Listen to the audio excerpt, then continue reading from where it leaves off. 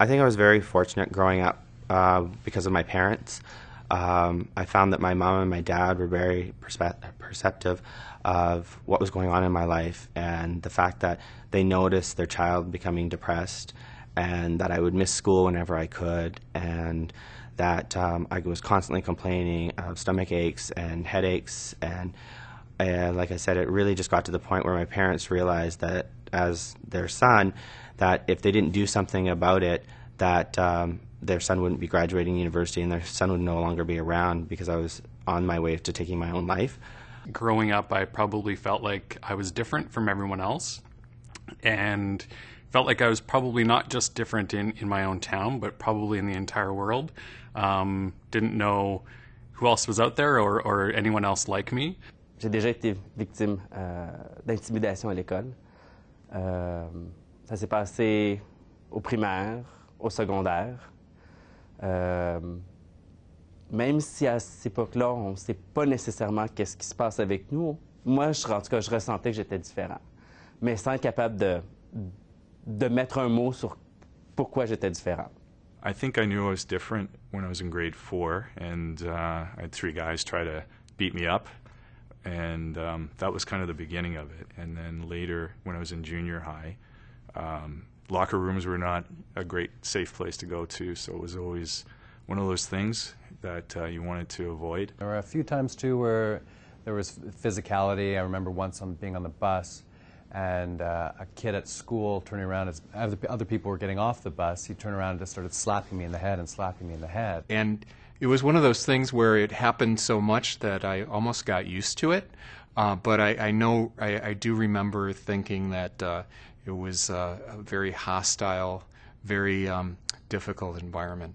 En tout cas, moi, j'étais pas capable d'arriver à la maison puis de demander à mes parents ou d'en parler à mes parents. C'était un peu à l'extérieur de mes forces, où j'étais trop gêné d'aller raconter ça à mes parents. Mais je pense que pour avoir la paix, pour éviter les insultes, pour arrêter l'intimidation, j'étais prêt à rentrer dans le moule. J'étais prêt à leur donner du pouvoir et à leur laisser décider de qui je devais être, de quelle personne je devais devenir. Things started to change a little bit when I got out of school, when I graduated, because even though I was in the same town, I wasn't trapped in the same building, and I wasn't forced to be with people that I didn't want to be with. And then I started with TELUS, and I got transferred to another town. And as soon as that happened, it was just like a huge weight off my shoulders. I became a different person.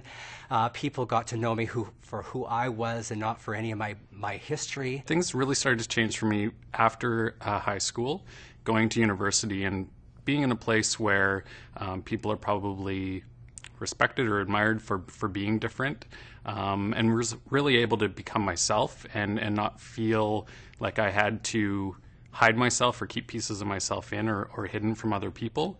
And it really gave me the opportunity to become truly who I am. I would go from high school, this place where I needed to be silent to be safe, and went to work where I was making friends and where I was treated as like just the same as anybody else, and I was having a good time and building relationships, and it was 2 different worlds.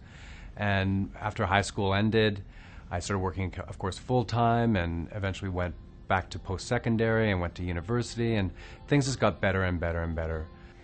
When my dad found out that I was gay, I was terrified, absolutely terrified. He's a farm boy. That's the place he grew up and what he knows, and to him, marriage is the most important thing in the world, and having children, and you know, at that time, that didn't exist in people's minds. Gay people didn't get married. They don't have kids. They live a life of horrible sin, and they all die.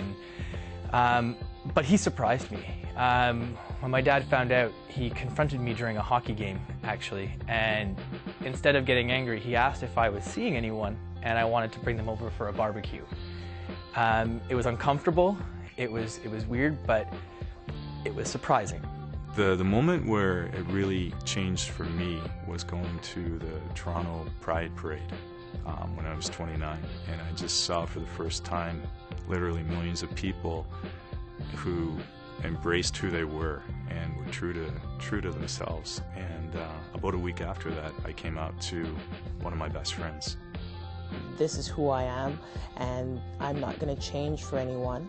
I think that people need to just take a little more time to understand us, life, pay attention to people. Il faut être fort. Je sais que c'est pas évident, c'est plus facile à dire qu'à faire. Mais je crois que tu vas être capable d'en passer au travers. I learned that the best way that I could live a full life for me was to be totally honest about who I am and to cherish that myself and to value that myself. That's when you start to notice the change in other people. That's when you start to realize that you're not stuck as a 17-year-old or a 15-year-old or a 9-year-old with people that don't understand you. Quelqu'un un jour va tomber amoureux de vous, puis ce sera le plus beau jour de votre vie. Quelqu'un un jour va vous aimer, puis vous aussi vous allez vous aimer pour qui vous êtes réellement. Life is an adventure, and it really is your adventure, and you're really meant to show up and star in your own life. And so if anyone is telling you that you're less than, or that you're not complete, or that you're not who you should be, you really need to know that you are a whole person, and that things will get better over time.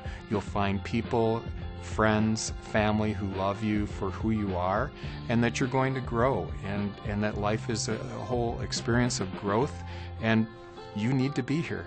It gets better. It does get better. It gets better. It gets better. It gets better. It gets better. It does get better. A lot better.